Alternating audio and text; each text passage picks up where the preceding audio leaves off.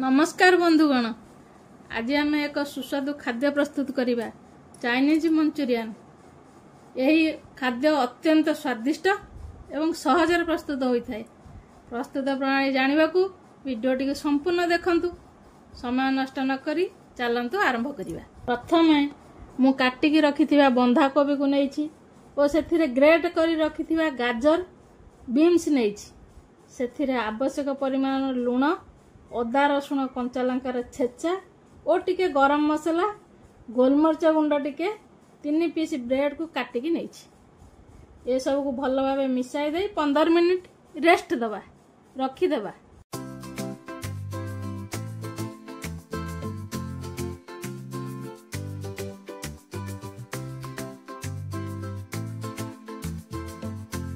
पंदर minute हो गलानी। एबे सेथिरे गोटे चमच कॉर्नफ्लोर, 3 चमच मैदा दे भल भाव मिक्स करनेबा जेमिति समस्ते समस्त को मिसी जाउथिबे। और किछि कटा धनिया पत्र दे भल भाव चकटी नेबा, पूरा फ्रेंडशिप करनेबा समस्त सहित समस्त को। एबे ताकू छोट छोट बॉल करनेबा।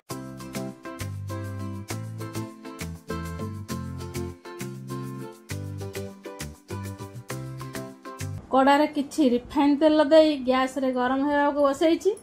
तेल गरम हेलानी कि नहीं प्रस्तुत होइतिया गोटे मंचूरियन बॉल को पकई देखिबा। मंचूरियन को मीडियम हीट तेल रे छानिबा। तेल अधिक गरम थिले मंचूरियन भीतर कंचा रहि जिवो। परे कहबो नै मु कहनी बोली ऊपर लाल होई जिवो। देखंतु मंचूरियन टी भल भाबरे होई जाईछि। चलंतु एबे सब बॉल गुडी को छानी दे।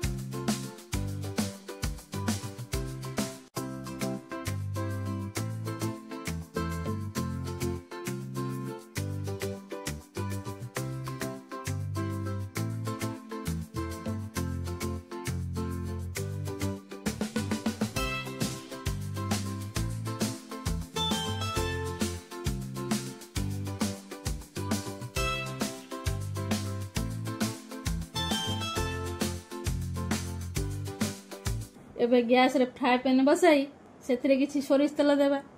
सेथिरे 4टी कटा जाइथिबा पियाज देबा।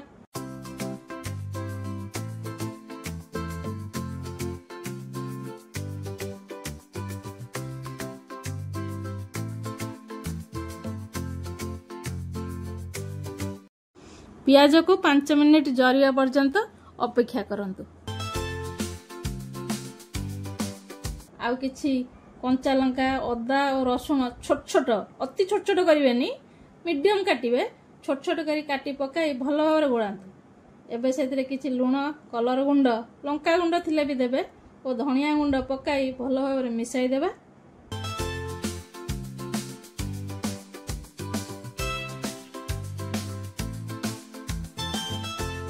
एबे किछि टमाटो सॉस देई भल भाव मिक्स करनेबा जेपरि समस्ते समस्त को मिसी जाउथिबे।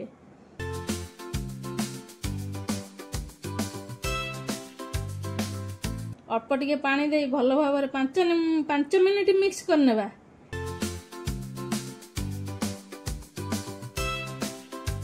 एबे सेतिरे आमे छाणी मंचूरियन गुडी को पकाई आस्ते आस्ते मिसाई देवे, ना मंचूरियन भांगी जीवो।